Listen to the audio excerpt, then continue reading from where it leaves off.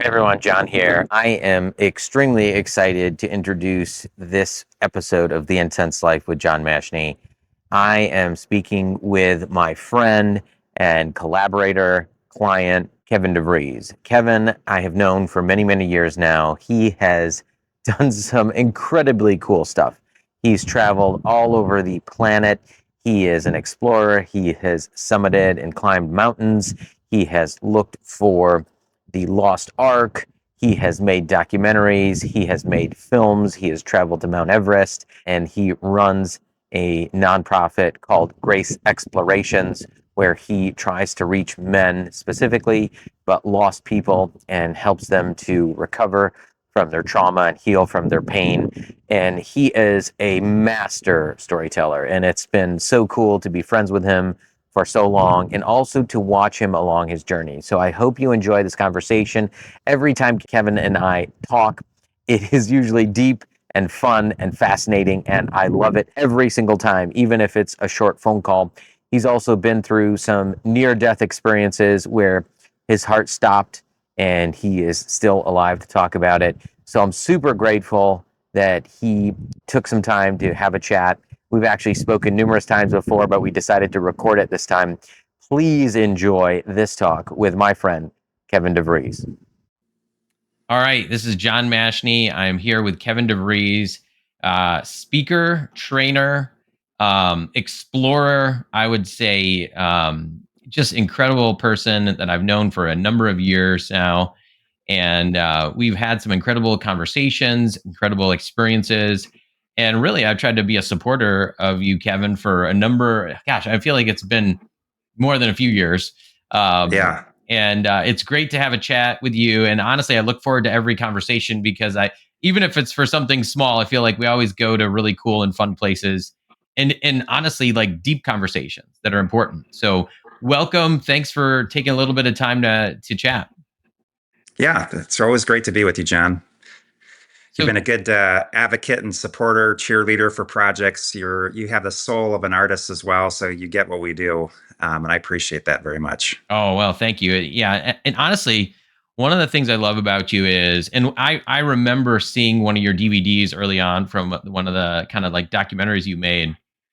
Um, and I just thought this is so unique, so different. And I think you were in Lansing, if I remember correctly, when I kind of first heard you speak. And then it just happened where we connected, and I think I was helping with your ministry and things like that. And then we just connected right about stories and storytelling. So I mean, tell me what you're working on right now, but if that leaks over into, some of the stuff that you've done in the past, I'd love to hear that too. Yeah, so you've helped us in the past with a couple of documentaries. We probably first connected with Finding Noah, which was a documentary that I just played a part in as a lead mountaineer. We spent 5 summers looking for Noah's Ark on top of Mount Ararat in Turkey. And my job was simply to keep the really smart guys alive. So they were guys that could read the Rosetta Stone, but they couldn't tie their shoes, that kind of thing. So just the absent minded professor types, multiple PhDs. And that became a nationwide film. Gary Sinise narrated that. And that's probably where our paths originally crossed, which that film actually launched our men's storytelling movement, which is known as Grace Explorations, or specifically Base Camp Nation. And that kind of took off. We started in Founders in 2017 because I was doing a lot of speaking across the country. I think I went to 25 states and spoke to 25,000 guys in about 2.5 years. And then people locally here in Grand Rapids, Michigan, they're like, you have something obviously that resonates with men. You're filling the rooms where you speak. So there's something happening. What if you took that ethos, that DNA, and you just put that into a local context, which is typically not how my brain works. I'm more conceptual and Yeah. meta narrative and big picture type stuff. So we did it. We just started at Founders in March of 2017. Thought it would just be one base camp. It was a blast. Guys were coming from 100 miles, and we'd get 100, 150 guys each time that we opened the doors once a month. And then other guys were coming and they're like, hey, I don't really want to drive that far anymore. And so we're like, well, let's help you start one. So we started one in Lansing and several in Detroit, and then all along the lakeshore of Lake Michigan from Gaylord all the way down to St. Joseph and all the towns in between, and then even in a couple of states. So that became a movement that took a message, and then men were like, yeah, this is like a man cave. It's like a man cave where men care. We took the whole narrative that most religious organizations did, and we just flipped it on its head. So instead of giving a sermon, and there's a place for that, or instead of giving a study, or really bringing in highly successful people that would just impress people, we're like, let's just bring in the people that have gotten kicked around a bit. They have a dramatic narrative arc. They worked on their testimony for a while. A lot of guys have been incarcerated or just, very dramatic stories. And we brought them in and gave them the mic because these are not Sunday morning type sermon material. This is stuff that is told in a man cave where men care. So biblically speaking, it kind of became the cave of Adullam, where in the book of Samuel, David is a fugitive. He's running from Saul, and he just ends up in this cave, and he thinks he's alone. But when he lights, poetically this lamp, this torch, he looks at, there's a couple hundred eyeballs that are staring back at him, and he begins to realize, oh, wow, I'm not alone. And all these, fugitives and soldiers eventually became the backbone of his kingdom, of his cabinet, if you will. And so it was an inadvertent thing. I didn't plan on it. And that's usually when God's fingerprints are all over it. It just kind of took off, and it just kept growing and growing to the point where we launched about 32 of those base camps, and probably about 10,000 guys that have come through that in person, which is a lot because, most of them are only 30, 40, 50 guys at a time. So that was, and it's still growing, and there's still guys that are involved in that. And then we started doing some podcasting, especially when, the pandemic hit, and that became a big deal, and tens of thousands of views on that, where we brought in guests, and we kind of, pivoted very quickly because a lot of breweries had shut down during the pandemic. And then we started developing some video curriculum, and we're like, you know what? It's one thing to have a guy come and hear a man's story, and that may help him interpret his own story or retell it or reframe it. But really, to empower a man, you have to help him be able to grab his own shattered story, his own shattered sword, and help him reforge that. And part of that is hearing a man's story. But the second part of it is giving him the tools and the skills to be able to reframe it in a larger story, and then maybe help him see that, well, maybe God's telling his story through your story, and maybe your story doesn't make any sense to you right now, and maybe it's not the story that you would write, but if you stay in it long enough, these are only chapters. You haven't reached the conclusion. Stay in the story. Don't get stuck in it, but stay in it. Let God continue to write his story through your story. So we're not into quick fixes. There's no formulas. We're not telling guys, hey, look, if you do this, that, and the other thing, then this, that, and the other thing is going to happen, because that's a control mechanism. And that's really exhibitive of a low spiritual IQ and an EQ. So we just it's kind of like a masterclass course. People are like, wow, that's kind of simple, It's like, no, it actually is a masterclass. This is pretty heavy stuff. And there's a lot of people that can't get into that space of redemptive storytelling until they've been able to process their own story. So sometimes what we're doing is people are just not ready for it. And that's okay. It's kind of like Joseph Campbell said, the cave that you dread or that you fear also holds the treasure that you seek. And so a man has to be ready to be able to go in that cave, because he'll get his sword back, and he'll get his strength back to be able to give back to his family, his community, his church, his relationship with God, to himself, right? But you'll also have to face the dragon, and it's in there, and the dragon is your destiny in disguise. And so we try to give men the courage to go back into their pain, because their purpose is usually encrypted in their pain. It's diabolical, but it's divine all at the same time.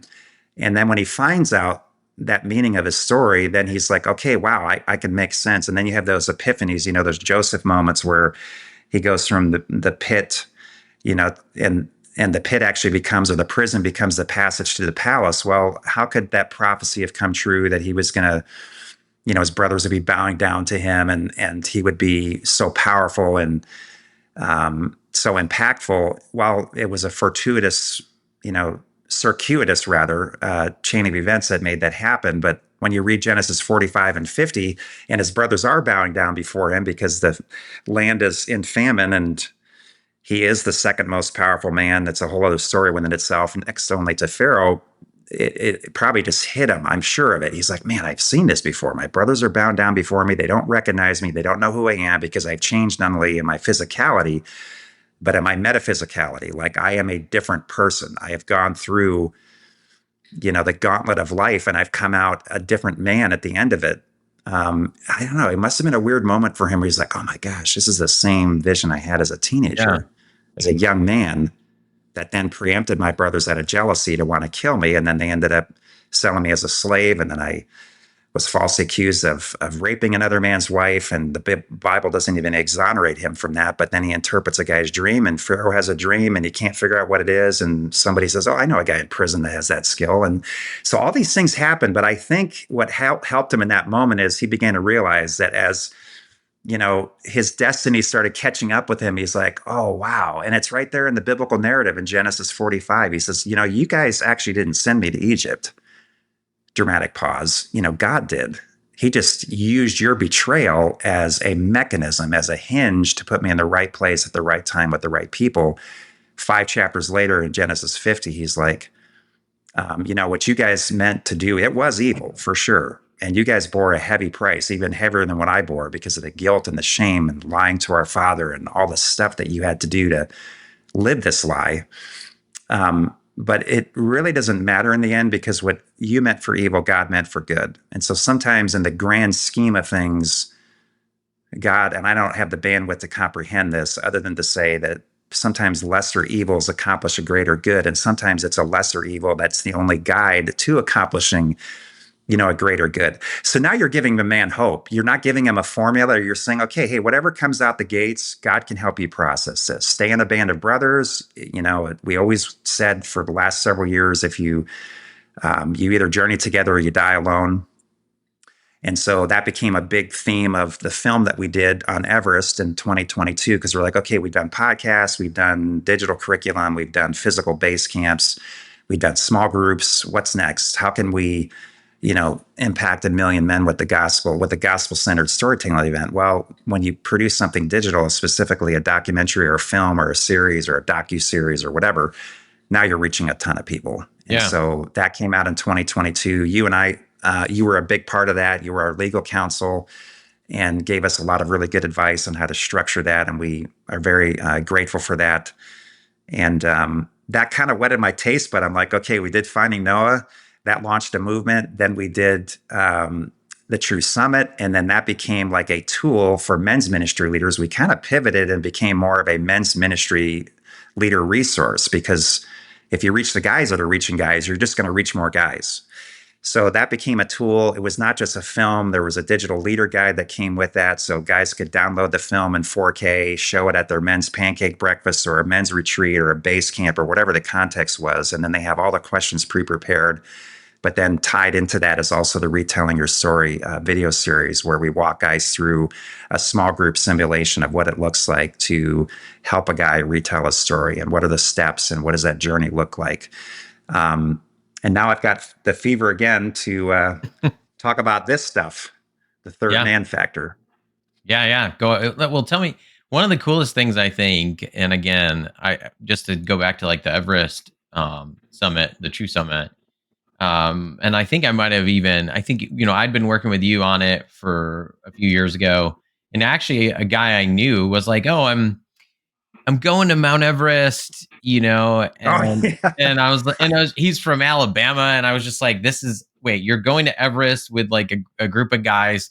And I was just like, who are you going with? Tell me exactly. And it was like, oh yeah, it's with Kevin DeVries. And I was just like, yeah, I know Kevin. And he was like, how do you know Kevin? Funny. It was amazing, right? And so I do think, though, one of the things that your work reminded me of, even when I saw you when you were promoting kind of Finding Noah, you reminded me, and this must have been 20 plus years ago, but the John Eldredge book, Wild at Heart, when it came out. And it really like struck me that there aren't a lot of people in like the space where we're talking to people about, and men specifically, this idea of like adventure, exploring, and dealing with kind of these emotions that you're talking about, whether it's guilt or blaming, or really like after you make a mistake, right? And or several mistakes, or something bad happens, you have adversity. And then how do you come back from that? And then how do the stories that already exist, or the stories that we fall in love with, whether it's even just like stories in the movies or books that we love, right? How do those stories reveal like the way out of those things, right? And some element of truth. So and that's what I remember. Even when I saw you, I was like, "There's something unique and something deeper about what you're saying that really resonated with me personally." And then obviously you see it with other men, right? Is like you're not hiding from maybe those dark parts that a lot of times men and just people generally just kind of like put in the back or put in the closet, or just they never confront those things. I just thought that was Yeah. so interesting that that's where you were going, and I really love it still to this day. Well, thank you. Yeah, that's funny you bring it up. I mean, Daryl Amy, I'm actually meeting with him on Monday. He's in town working with some business stuff. And so I'll Oh, tell him that's you said awesome. hi. That's crazy. Yeah, Daryl is a good guy. Yeah, he went with us to Everest. So he comes into town once in a while. He has some business connections here. So he flies up from, I think he's in Little Rock area. So he Yeah. flies up from Arkansas. Yeah, good guy. So, yeah, the whole idea behind the True Summit, and then we can dive into the next film, was just this idea of let's talk about the metaphysical journey and the why of it, because almost every adventure film you watch, in the very high percentages, they almost all are doing the same thing. They're just telling you about the what, the where, the practice of it. Here's what we did, and here's how we did it, which is great, and it's fascinating because everybody's an armchair explorer, right? Just like they are an armchair quarterback. They don't want to actually go out there and do it, but they want to learn stuff, and it's fun and you live your life vicariously through that. But I'm always interested in what's going on under the hood.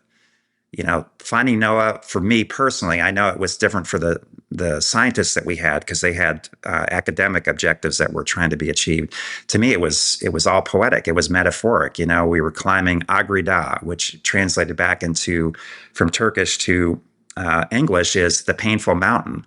And every year that I went there, and every foot that I climbed, and every foot that we drilled into that mountain to excavate what we hope would become Noah's Ark, was actually a symbol. It was a metaphor that God was trying to give to me in a symbolic form. That really what was happening for me was, it wasn't so much about finding the biblical arc of history. It was about finding my personal story arc, the arc of my own narrative. And part of that was pain. And so the arc became an emblem of that really at that point, my heart was frozen with trauma. I had a couple of guys that were on our trip because we were in a demilitarized zone, 10 clicks from Iran. It's a very, it's a geopolitically, it's a tense area. There's the Kurds are there, the PKK. So everybody's armored up, and they're ready to kill each other. So we're trying to look for Noah's Ark and not become collateral damage at the same time. So we had a couple special ops guys that were with us as a security detail. They had a special skill set of exporting, I called it. There are people that bring people in the world, and there are people that usher people out of this world, and they had that skill set. So they were with us, and those were the first. I had some therapists that were trying to help me with this, but they were so effeminate, and their language was so Stuart Smiley-ish, back from the old SNL days, look in the mirror. I just was like, I can't handle it. I mean, I came out of a blue-collar Dutch immigrant background, working in meat processing plants. So the language just was not accessible to me. But these guys were like, hey, man, you got what we got. And I was like, well, what are you talking about? And they're like, you got PTSD. And I was like, well, why would you say something like that? And they're like, well, couple things. When we look at you, you've got that 2,000-yard vacuous stare. Lights are on, nobody's home. So it's a visual, and we know what it looks like because we have it or have had it, and we know what that looks like as, combat vets. And then they said, and when you speak, and I'm poetically synthesizing this, they said, when you talk, you're either punishing your past or some things that you haven't reconciled in your past. And so you're punishing that past, if you will. And you're fearing your future. And as a result, you're poisoning your present. And the end game is you're just never now. You're just not here. We don't know where you are. I mean, yeah, we know we're in Doggy by Zet, affectionately known by our group as Doggy Biscuit. We know that you're here physically, but you're not. You're just not here. And so they started getting into my story a little bit. And I was like, oh, wow, you guys are, and I respected them. These are warriors, right? And so they really started me on this breadcrumb trail of, okay, now I have something I can put on the whiteboard called PTSD, and now let's figure out how to heal that, because at that point I was twice divorced, and they were both good women, and we had structurally good marriages. But both of them would say that when they were married to me, they were never as lonely as they were in that marriage. And so that became another breadcrumb of, okay, why is it that I am not emotionally available to these wives one at a time? And why am I not even available to myself? And that's what trauma does. It divorces you from you. It divides you. Paul talks about that a lot in his epistles. You have a divided mind. And people that have survived trauma, unless they've gone through, some type of process with therapy and counseling and community and church and good content and all that stuff and all those things wrapped up in one, they never get past that soul shrapnel. And so they live in this divided state of being, which, the ultimate end of that is despair. And then the end game of that is suicide, which is why a lot of people that are struggling with PTSD, particularly soldiers, don't feel like they can star in their own movie anymore. They're not even in their own story. Life is happening around them, but it's not happening in them. So that we carried on that into the True Summit, because George Mallory was one of the British climbers that first tried to summit Everest from the north side in 21, 22, and 1924, and then ultimately perished in 24. And that became the great mystery. Did he make it to the top or not? But all those guys that were part of those expeditions I don't even think it was without exception. I think every single one of them, they were all World War I vets that had faced horrific battlefield conditions on the front in World War I. And they came out of that experience, shell shock was the word that they could use to describe that. I call it soul shock. But these men were, I think, in a cathartic way, were trying to find some kind of redemption. They're trying to find home. They're trying to find that place where the sun is always shining on the human soul. And so that resonated with a lot of people. That film went into places we didn't expect.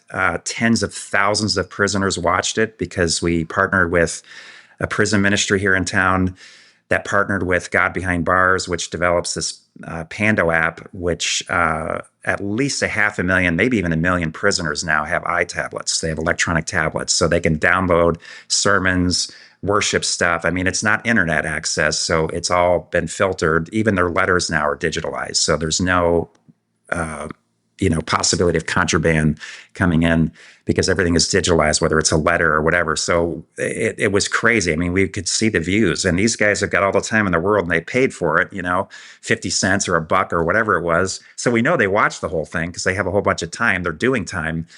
And that's how God works, And so I would like to think that there's tens of thousands of prisoners out there that we took them out of their hellhole for 30 minutes, took them to the Himalayas, and maybe help them discover how it came to be that they're now in prison.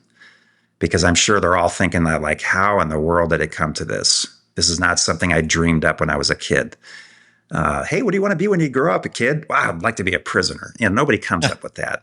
Yeah. That's like a result of chaos, of trauma. And almost every one of those prisons, if they didn't have trauma before they went in, they sure have it now. Yeah. So I think that resonated. Now we want to take it a step further and delve into this idea of, are we alone? And I'm not talking about aliens or UFOs. That's a whole other, fascinating rabbit hole. Yeah. But talk about guardian angels. Talk about people who, have survived. And so I bumped into this book a couple years ago, The Third Man Factor. Tell me about it. Yeah. Yeah, you can see it's all marked up. So I've got all these, but the core story of it is Shackleton's story, but there's several other stories in there. This guy, he works with National Geographic, and so he's kind of coming at it with a very objective view of, okay, let's let the supernatural and science collide, and let's see how we can reconcile these stories. Everything from the guy who came out of the 9/11 tower, the South Tower, the last guy that made it out alive, huge story. Everybody on his floor and above pretty much died. And somehow he did everything counterintuitive. He went into the fire on multiple levels, got out, and within minutes, the tower collapsed. And his rescuers were like, how did you know what to do? And he was like, well, I wasn't alone. And they're like, well, we found you alone. And he's like, well, I don't know how to tell you this, but there was somebody guiding me out, and it felt very real to me. And he basically just said, follow me. And so he walked out of chaos, and against all odds survived. And he's like, it's kind of funny when you mention that I came out alone, the minute I heard your voices, the minute I heard other humans, this persona, this guardian angel, disappeared. It was like the job was done. I was safely rescued. And for whatever purposes, I was chosen to live while others perished. So that's a big story. Then there's just tons of them. People going down in the Amazon jungle, and they're the only person to walk out. Same thing. The rescuers find the person, like, how did you know what to do? Everybody else perished and you did everything just the opposite of what the rest of the group did. And they're like, well, I wasn't alone. Somebody was with me. And then Shackleton had the most famous account. Actually, the most famous account is from the biblical narrative with the three Hebrew boys in the book of Daniel. King Nebuchadnezzar, they don't want to bow down to the golden image, so they get thrown into the fiery furnace. It's so hot that the guards that throw them in perish. And then Nebuchadnezzar looks into the fire and he's like, hey, I thought we threw 3 guys in there. I'm seeing 4. And the 4th one looks like a divine being, like a son of God. Like, who is this?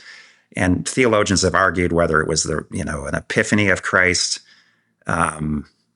or an angel or whatever happened, it was angelic and miraculous because they came through that whole experience unscathed. So it goes back to antiquity. This is an old story. And then Shackleton is crossing South George Island, which we'll be doing next month. After it was a multi-year successful failure. His team of 28 people, actually 27, 28 with him, went down to Antarctica, hoping to become the first team to successfully cross the whole Antarctic peninsula, or the Antarctic continent, if you will.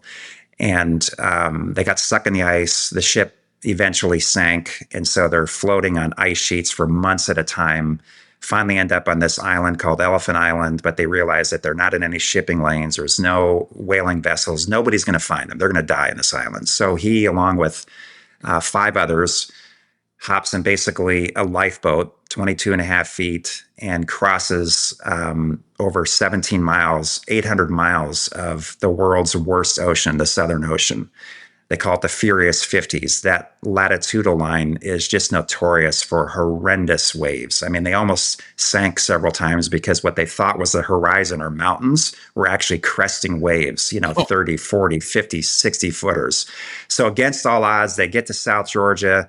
They're so beat up, they take 9 days off and just trying to get their land legs back, right? It's the first time they've been able to orientate themselves in quite some time. And of those 6 guys, many of them died young because that trip was so arduous and it was so harsh that some of them never fully recovered from it physically, mentally, metaphysically, spiritually, the whole thing. So he takes 2 companions and they're like, okay, we've got to get on the other side of the island because they had run into a storm and they were all too weak to get back in the boat, which was battered at this point. So like, we have to cross this island. And no one's ever done it before. And it ended up being a 32-mile, I think they did it in actually it was a 32 mile, and it was almost equal amount of time. Actually, I think even a little longer, like 36 hours of just this push to go across these glaciated mountain ranges that rose up in the sky, 8, 9, 10,000 feet in some points. And in the middle of that, at the point of near death, because they're just about ready. I mean, I don't even know how they made it because of the clothing that they wore and what they had come through. But they were walking together, Shackleton and Tom Crean and Frank Worsley, who was the actual ship captain, and they all had the same distinct sensation that they were more than 3, that there was 4. And T.S. Eliot picked up on that in Wastelands in his poem and made, something really, he immortalized that experience. But it goes back to antiquity, right? It's like, okay, hey, wow, we're not just 3, there's 4. So he wrote about it in his journal. People didn't talk about stuff like that back then. And it kind of just got thrown into the secret file of history, and nobody paid attention to it. And then as time went on, people resurfaced that and like, oh, that's interesting. And then this guy wrote this book and that became a core story of it. So I'm trying to create a story where Shackleton is a star. This is not a documentary about my story like the last one was on Everest. But we want to create a scenario, a series of stories where I can dovetail into my near-death story, which was different than Shackleton's because Shackleton was fully conscious. He just had this epiphany, this awareness that somebody else was with them. He called it providence, was the label that he stuck on it, which was typical of the time. And our founding fathers used that word a lot too. Providence was a big way of explaining the supernatural back then. And then I want to dovetail into my near-death thing, which if we have the time for it, I can get into that. But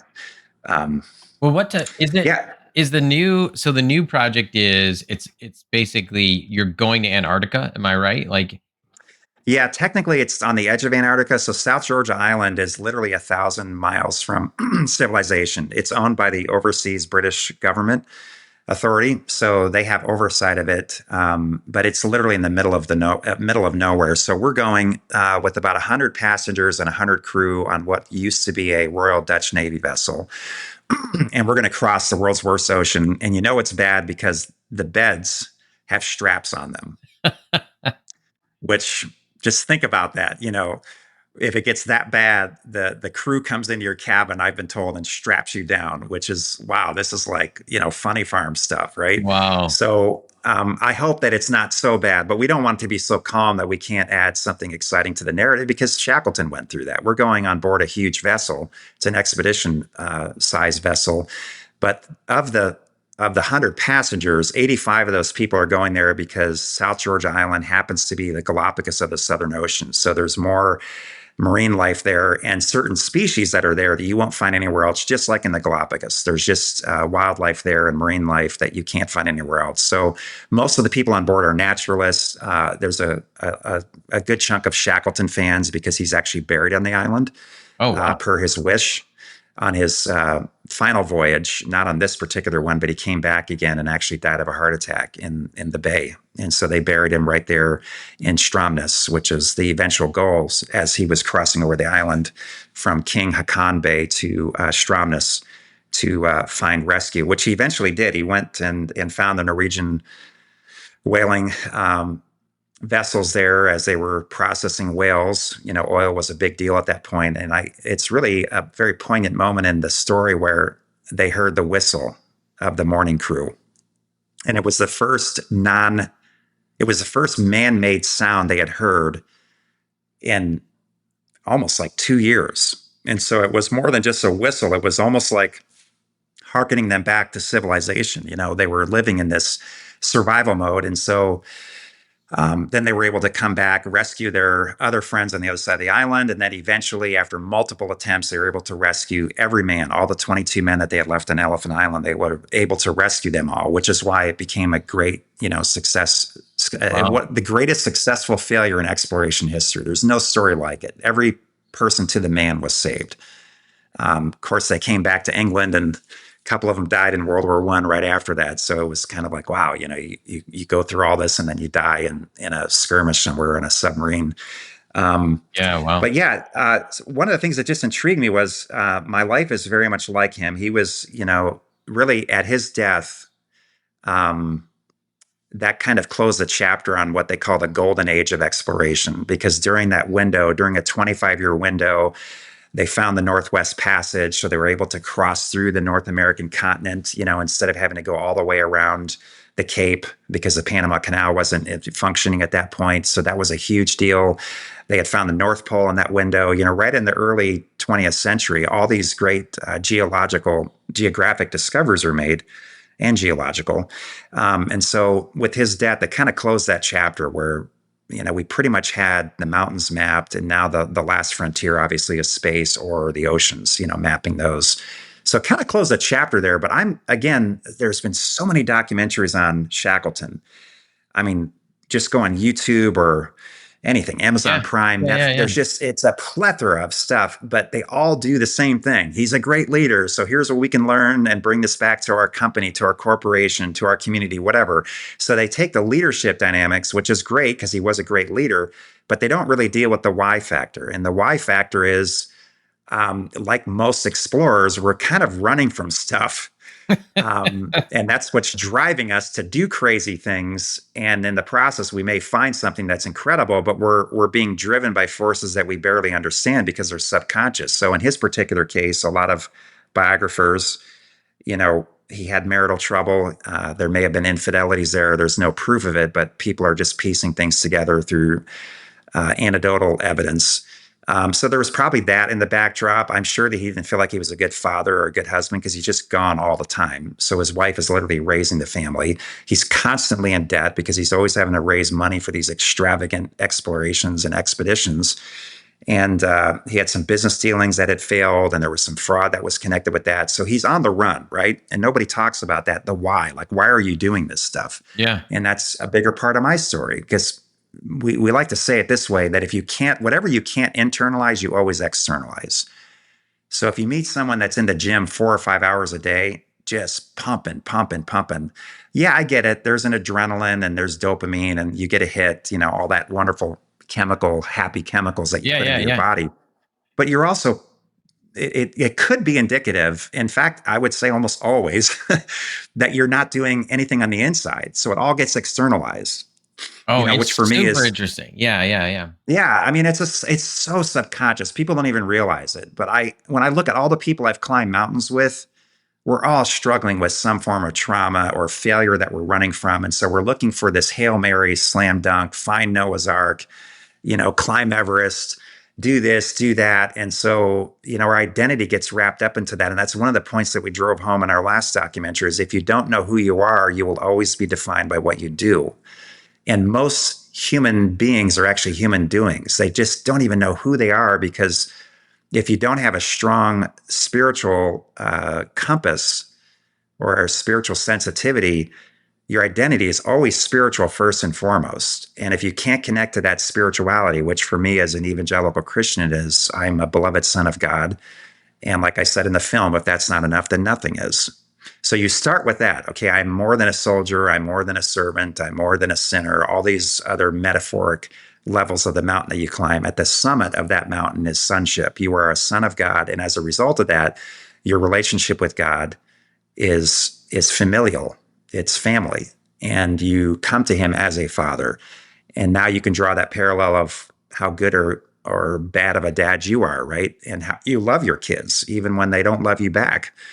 Or make it difficult to love them. And then you think, wow, man, God must really have a tremendous capacity to care for us because I'm like a flawed human and I still love my kids.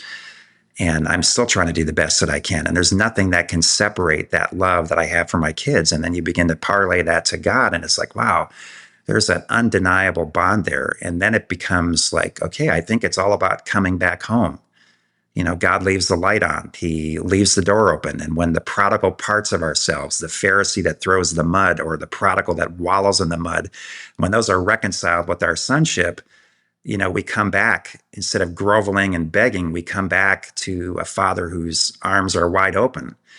And it's all about finding home. So one of the themes that we want to develop with this film is it's really about knowing that you're not alone and that every human being, however long their life is on this planet, is we're just trying to find what home is. And that gets disorientated when we have trauma, when we have divorce, all that stuff. We don't, our compass, our internal compass is spinning and we have this vertigo that happens and we're trying to find what home looks like. But I think in essence, I think at the end, that's what we're doing. We're just all walking each other home. We're trying to find that. Oh, go ahead. Yeah. Trying to find that place, where we're not alone. And well, I'm so interested because I think we talked about it before with the True Summit, right? Like, why do we climb mountains? And, are you a different person when you come down or you're trying to compensate for something, right? And I love how you mentioned trauma, right? I think that trauma affects us all. Like, we all have it. And there's different types, right? Sometimes it's like physical, where you talked about the soldiers in Turkey with like the PTSD. But it's so interesting that, your trauma was very different, I feel like, from what I know about you, right? It wasn't necessarily being in a battlefield, but it's still trauma. It's still painful. It's still full of shame, guilt, pain, right? And what's interesting to me is, how many of us, like, hey, I'm not going to climb a mountain tomorrow. I'm not going to Antarctica, but you still have it. So what are you doing? Maybe that's like the similar journey of climbing the mountain where you're seeking something other than you're seeking an external answer where it's actually an internal one, right? Yeah.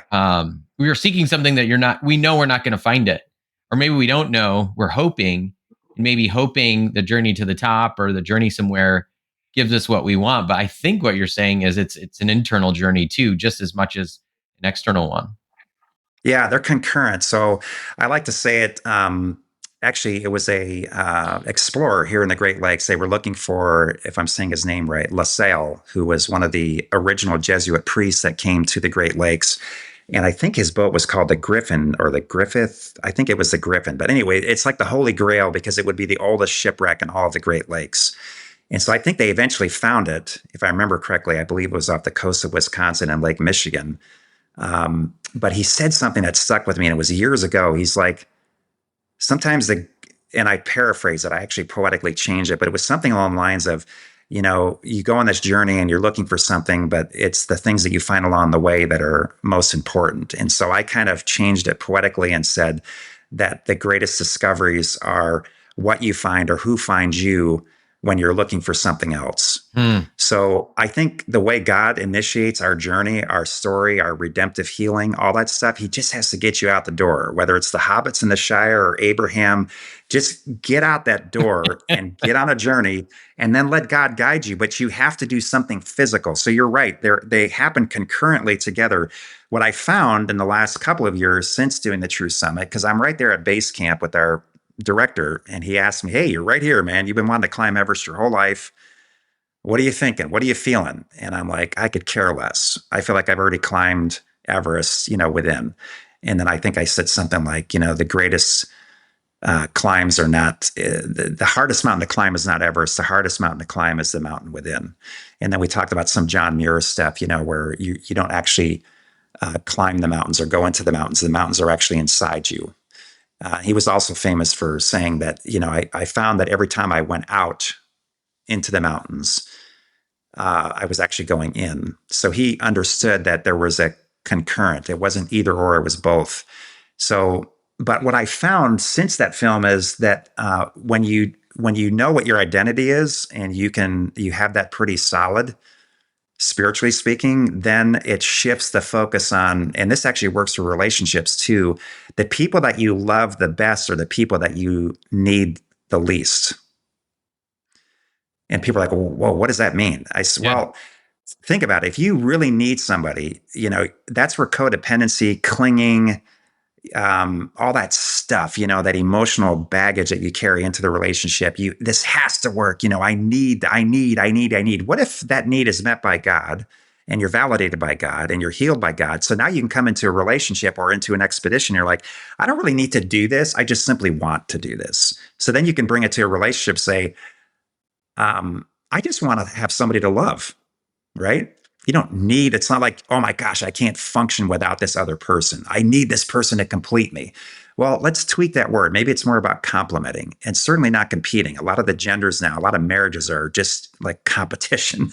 It's amazing how crazy that gets. It's like there's no complementing and it's just either competing or looking for someone to complete you, and you're just asking someone to do something divine that they can't do because they're another human connecting with another human. And so now it's like, yeah, I'll go on these adventures and we'll talk about Shackleton and maybe I'll climb Everest someday and maybe I'll ski to the South Pole and climb Mount Vincent so that the Explorer's Grand Slam is done. That'd be great. But it'd be anecdotal. It wouldn't be primary. It'd be something that accidentally happens along the way, if you will, because it's not connected to my identity. It's just simply, yeah, it's fun.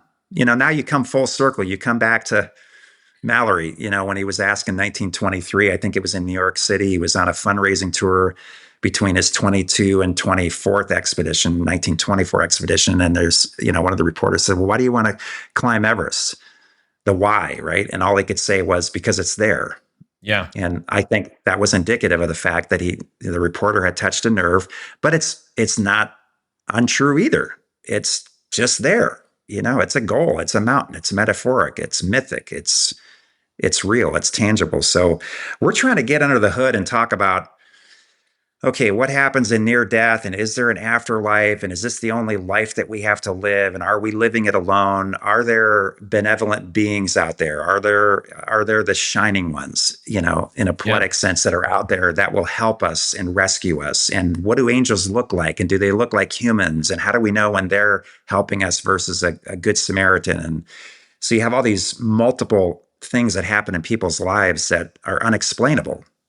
Like Yeah. it's just not explainable. Yeah. I was in a car accident once when I was 18. It was actually in Lansing. And I just thought about this the other day. And we were at an intersection, and an elderly woman, had gone into the ditch. And so I was crossing over the intersection to help her. We couldn't do a whole lot other than just say, hey, help is on its way, and we're going to get a wrecker and all that stuff, because she was just, very distraught. So I was coming back to my car, and I was standing between my vehicle and the door, and a truck was coming from the other way at this intersection, and he hit the brakes and was sliding towards me. We estimate he was probably going 30, 35 miles an hour. And all that was standing between him and me and him was a door. My feet were on the ground. My back was up against the center beam of the car. It was actually a Chevette, those cars that only could go 60,000 miles before they turned to junk. And my hands was on top of the door. He hit, and the impact was so hard that the top of the door frame bent over with my hands attached to it, and my body impacted that center beam. And here's what gets crazy. When you close the door, it matches perfectly as if no one was standing there. So at the very least, I should have had my legs chopped off. Whoa. And for unknown reasons, my dad kept the car on his property for a while, just as a testimony, because it just doesn't make any sense. When you close the door, everything perfectly matches up as if no one was standing in that space. So he hit me, and then he slid into the ditch, and I walked over to him, and I think he thought he was seeing a ghost, because he probably thought he was going to kill me. Right. I mean, I'm right there, and all that's there is just a door between us. And I'm like, hey, are you okay? And he's like, oh my gosh, I can't, you have your legs, you're walking. And my brother was in the back seat at the time, and he was freaking out. And the only way it can be explained is I think an angel took my place for a moment. I think that he knew I was going to be climbing mountains, in the future. I was only 18 or 19 years old, so I had my whole life ahead of me. But there are times like that are just unexplainable. And so then you have to get into this idea that maybe there is a spiritual realm out there. Maybe there is another dimension that's older, wiser, even way more technologically advanced, and is dealing with things on a vibrational level, on a frequency level that we just don't have the ability to hear or feel or comprehend. Yeah. Yeah. Well, we just can't delve into it. Well, I'll say this. It reminds me too. I think some of the projects that you take on are so fun and interesting, and I think they're really, people should, one, check them out, but two, I think there's like this natural kind of magnetism towards them. It reminds me of a scene in the movie version of the book Contact by Carl Sagan. Yeah. And I always remember this line where I think Jodie Foster's like looking out and seeing this incredible space landscape or whatever it might be. And she's kind of speechless. And she says, hey, they shouldn't have sent a scientist. They should have sent a poet. Right. And I think that when I hear about you going to these places, I know you've been to Antarctica before and going to Everest, and honestly, wherever you're going to travel, whether it's Turkey or somewhere else, I feel like you're the right person to go. Right. I feel like you're that poet that can just kind of capture not just the scenery, because I'm sure, when I saw the True Summit, some of the shots you got are just like breathtaking, right? It's incredible.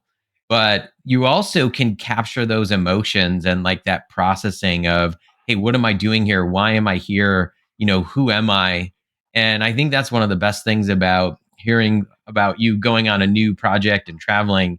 And I'm actually excited to see, what you come up with, and what kind of footage you capture, and what kind of emotion and just how you're going to process everything when you're there, because I think you're that poet, right? You're going into these places with people, and I love how you kind of capture some of these, the landscape plus those emotions and plus that trauma processing, for lack of a better word.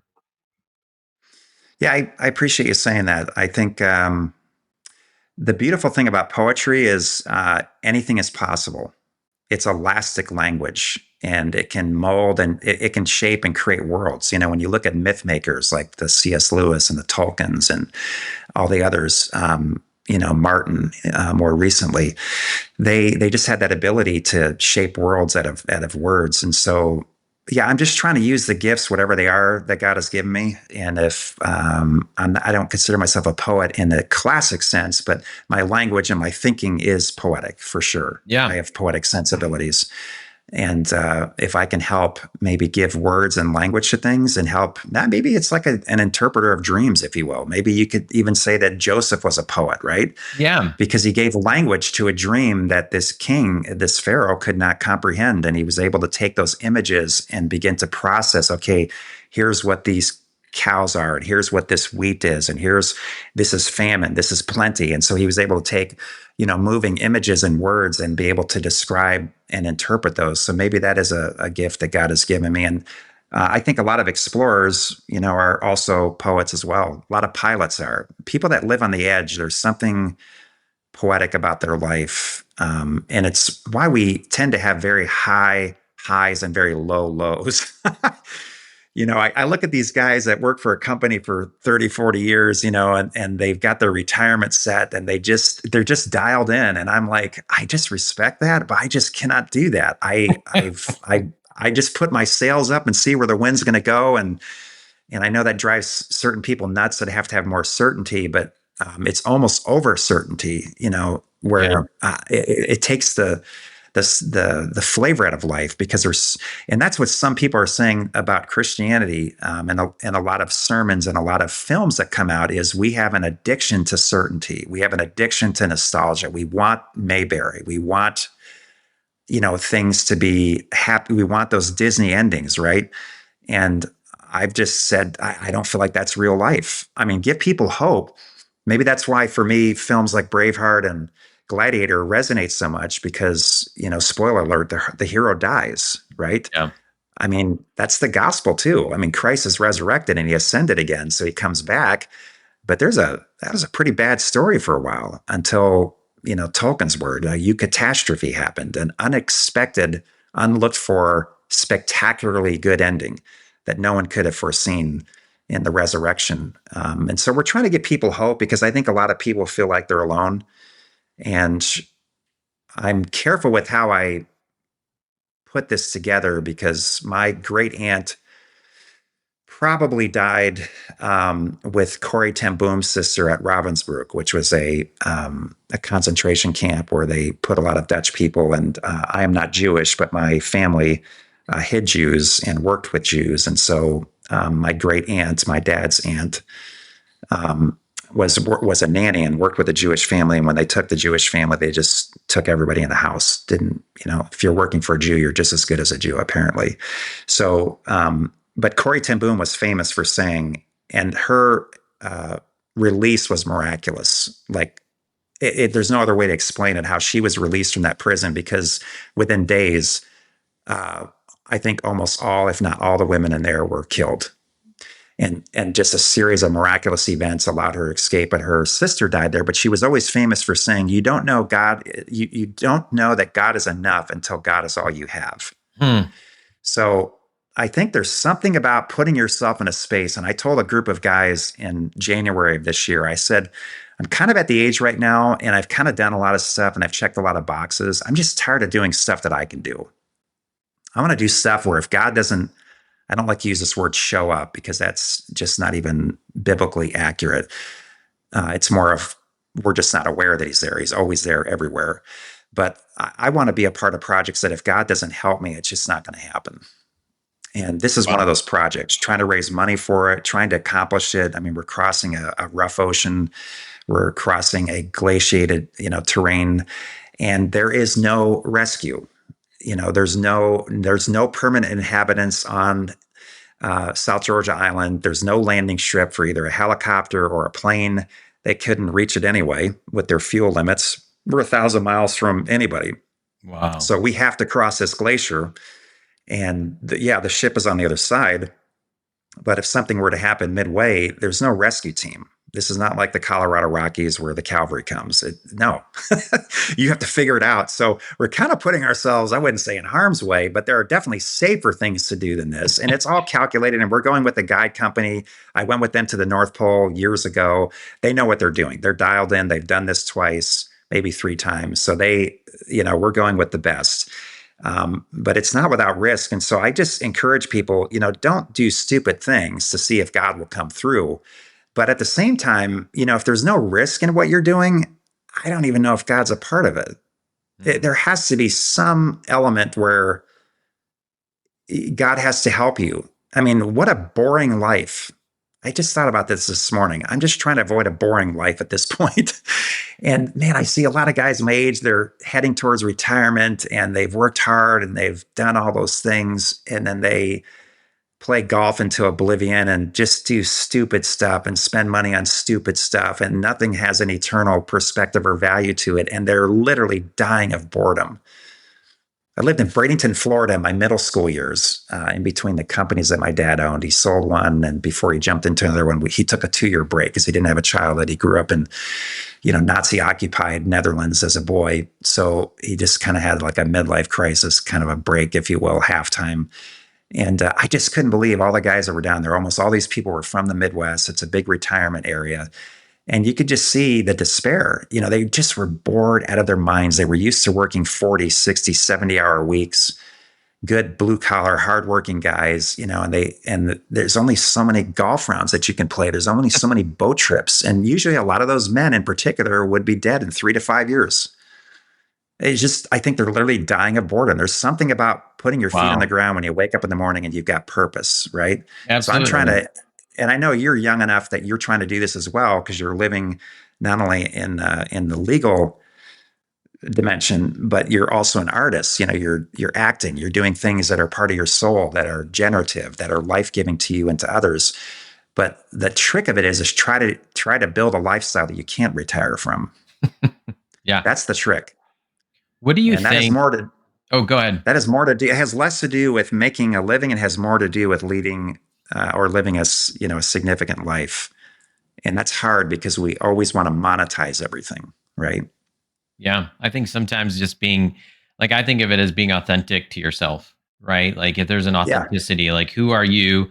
I have a saying that I repeat every day, which is, I'm excited because I'm the person that I always wanted to be as a kid. And I think like that to me is just being authentic. And I know even, I think you're in a very similar, kind of journey, even with, and I know you had just a scary experience where you thought you were basically dead, right? For a period of time. Right. And so it's like, you're get this like second chance, right? To be yourself or to be the person that you wanted to be. Yeah. And so it's kind of weird. I don't know if it's survivor's guilt, but when you, back to the authenticity thing, and I'll jump into that. When you mention that word authenticity, they now can scientifically prove that the strongest vibration, the strongest frequency, maybe that's the better word, in the universe is authenticity. Really? There's something about an authentic person, especially like a speaker or an artist, when they bring that authentic self to a public space, people resonate with that. And there's just something it's an intangible thing. You're but kidding you me. can That's sense so it. fascinating. Yeah. No, I was some podcast and I can't remember, but these people were, I don't even know how they came to the results of this, but they concluded that the strongest vibration, the strongest frequency, the strongest attraction in the universe is authenticity. So I think that's why, becoming a follower of Christ, to me, it brings you back home. It brings you back to your truest self. A lot of people are using language like my truth. And I'm like, what does that even mean? That's so, it's relative. Let's find a fixed point, a true north, if you will. And let's talk about the truth, which is the person of Christ. He's the center of everything. He was the center of all creation. I mean, when you look at Ephesians 1 and Colossians 1 and John 1, all those chapters give this idea that all of creation came out of Christ, out of the third part of the Trinity, right? The second part of the Trinity, if you will. But yeah, I did have, speaking of Christ, I believe I met him briefly. And just to compact the story, I was just running. It was September 21st, 2019. And I went on a run. It was, I was training for the half marathon, I believe, in Grand Rapids, which was in October. So I was just doing a 10K thing and just wasn't feeling right. I felt like I had the flu or something, which, and it was hot and humid. So I had no shirt on. I had no identification on, just running shorts and running shoes. And I went out and I knew I wasn't going to have a good run. So I thought, well, you know what? I'll just take a break and walk through the graveyard. It's Cascade Cemetery right there in Cascade, Michigan, on the east side of Grand Rapids. And I walked through the graveyard, memorized a couple of gravestones, which is critical because I knew after the fact I wasn't hallucinating. But I saw a guy all dressed in white. And it was almost like a hazmat suit. His back was towards me. He was working on a grave. I think there were some poetic things going on here. I've had friends tell me since then that I probably was already slipping into the next dimension, but wasn't fully prepared to enter it just yet. And so I'm in a graveyard. Just track with me here as it relates to Yeah. Christ's resurrection story, right? I'm in a graveyard. Hello. I think this guy's a gardener, right? He's all dressed in white. He's working on a grave. My sensibilities are, why would anybody be digging in the dirt with, a white outfit on? It just doesn't make any sense. Dirt and white, I wouldn't do that. So I just kind of tucked in the back of my mind. And I think looking back on it now, I think that what was happening is that I mistook Christ for a gardener, just like Mary did in the original resurrection story. And until he spoke to her, then she was able to identify him. She recognized his voice, but his vision, his appearance was that of a gardener. So there's some poetic parallels there that just are astounding. So I believe that I met the risen Christ before I met the risen Christ. He was just disguised as a gardener in a place of tombs, in a garden-like setting, tranquil, peaceful. He may have been even working on my grave. And maybe, I don't know, I'm just thinking hypothetically here, maybe God the Father, because Christ can only do what God tells him to do, right? He's just like, hey, I'm just here as a messenger. All I'm saying is what God has told me to say, and all I'm doing is what God has told me to do. Maybe he wasn't privy to that. Maybe God got into the mix and said, okay, I know you're kind of preparing this poetically, but it's not his time. And then Christ could say those words to me. So I ran down the hill. I ended up at the busiest place of the whole running route. It's now approaching dusk. I'm 10 minutes behind schedule. I've killed 10 minutes in the graveyard. I drop. I don't remember what happened. All I remember is I don't even remember anything. They found me in a normal position. So probably people passed by until my colors started changing. They probably thought I was just resting because my hands were behind my head. My knees were up. So it looked like I was literally just resting off the trail. Dusk was approaching. I had just exited out a tunnel of trees. 3 people stopped. 2 of them were 10 minutes behind schedule. Whoa. They should not have been there at that time at that place. One was a young family. His name is Scott Barr. I've actually bike raced with him. He's a gravel racer like I am. And I got to meet his kids, all these years later and told them that their dad's a hero. And they finally, for the first time, saw what their dad did because they're driving along. The wife looks over and says, hey, there's something really wrong about this. And he's like, it looks like he's resting. And then she says, no, look again. He looks again. And I'm like Papa Smurf from the waist up. I'm already, purple. So I'm in great duress. So he happens to be a nurse practitioner at U of M. Wow. Emergency room. Right, just down the road on Cascade Road. That's his place where he works. So he deals with this kind of stuff all the time. So he pulls over, starts doing CPR on me, old school, mouth to mouth. He's never done that before because he's always in the emergency room. So they don't have to use the old school ways. He's breaking my ribs, right? He's doing it right. Another person drives by and she's not necessarily where she should be, but she went to school at Calvin Nursing with Scott Barr, and it's Jill. Harris, and she is like, hey, I recognize that guy. That's Scott Barr. I went to school with him. Oh my gosh, what's going on? So she stops and they work on me together. Another guy, his family's all ticked off. Oh, the young family, Scott Barr's family, they're like, they're 10 minutes behind schedule because their kid had to do a potty break and they've got to be somewhere. So they're in a hurry. So they're 10 minutes behind. I'm 10 minutes behind. Jill is the only one that's on time. Another guy stops. He happens to be a wrestling coach that's resuscitated 2 or 3 people as a coach who deals with stuff. So he stops. They shouldn't be there. They took the wrong exit. Everybody's ticked off. Like, what are we doing? We're wasting time. And so God just did everything when everything went really, really wrong. Everything went really, really right.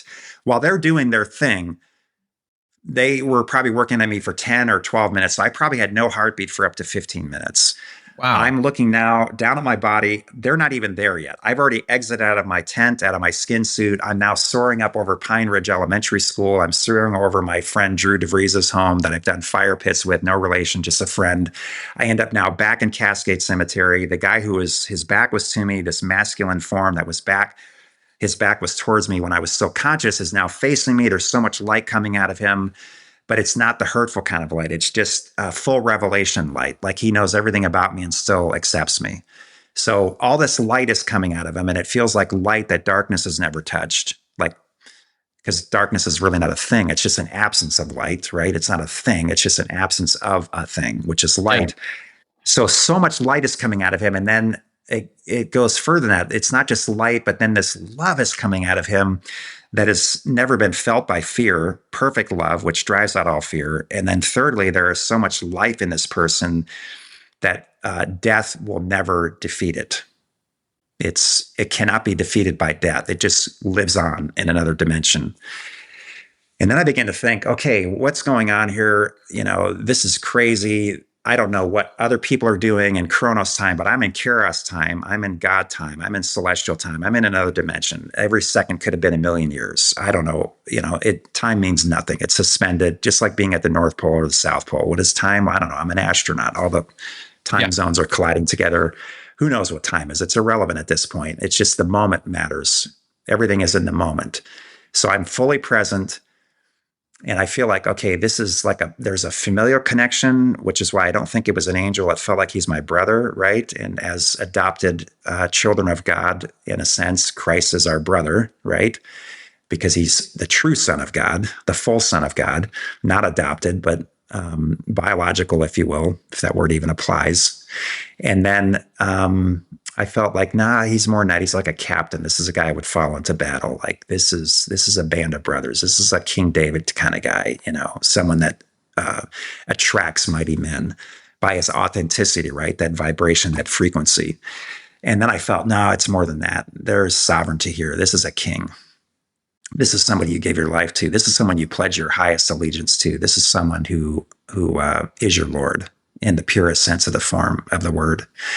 And then as they're working on me, he starts moving away from me, and I hear words coming to me, and I poetically say it this way, because it was late September, the leaves were already falling, and it was as if as he's turning, these words were caught like a leaf in the wind. So I'm not hearing it face to face from him. It's kind of coming around him. And he just simply said, it's not your time, dramatic pause. Your mission is not yet complete.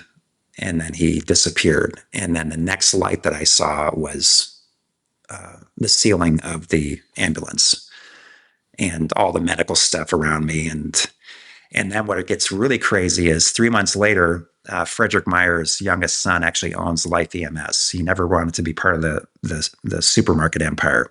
So he has, I don't know, it's hundreds of these vehicles. And he was there. And the paramedic that worked on me or picked me up, I said, man, what was it like for you? I mean, there's like 3 or 4 of us that are here. These are people you saved this month. And he's like, no, these are the only people we saved this year. Like 3% of cardiac arrest survivors or cardiac arrest victims, if you will, survive because you drop dead. It's all electrical. It's like a thunderbolt on a clear day, and you drop. And unless they can shock you back to life, all the CPR, all they're doing is just keeping the blood flowing to your vitals. So if they do bring you back, you'll at least have some cognitive ability. But if they can't put a thumper on you, if you will, defibrillator, then you're done. It's not like a heart attack where you can drive yourself to the hospital or you don't even know what's happening. You just have some pain. There's no symptoms. You just drop dead. It's not a plumbing issue like a heart attack. It's all electrical. So he said, we only save 3 to 6% of you. So this is really rare. And I said, well, what was it like for you then? Because it obviously doesn't happen very often. He says, well, and these are his words, and I don't know where his spiritual journey is at, but he said, I talked to my co-driver and we both agreed that it was evident to us that you were straddling 2 dimensions. Yeah, so I just felt in that moment that, this person who I believe was the risen Christ was more than just a brother or a captain, but he was my king. He was the person that I would pledge my highest allegiance to. And then, he just kind of spun, if you will. So he was facing me, and then as he's turning, it was as if the words that he was saying were carried like a leaf in the wind. So the words were not coming directly at me. It was almost coming around him and then back to me. And what I heard was, and it's eerily similar to a lot of other near-death experiences, but it was just simply and very succinct. It's not your time, period, pause. Your mission is not complete. And then that light that he was faded. And then the next thing I knew, I was looking up at the light on the top of the ambulance and had all kinds of stuff around me. And Wow. eventually I was able to talk to the ambulance driver at the ceremony like 3 months later.